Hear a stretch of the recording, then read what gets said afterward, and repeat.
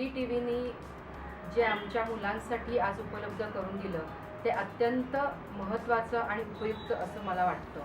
आणि विद्यार्थी शाळेच्या अभ्यासक्रमातील अनेक गोष्टी शिकत असतात आणि मुख्य म्हणजे त्यांना साइन लँग्वेजनी त्या अत्यंत मुळापर्यंत शिरून त्या समजल्या।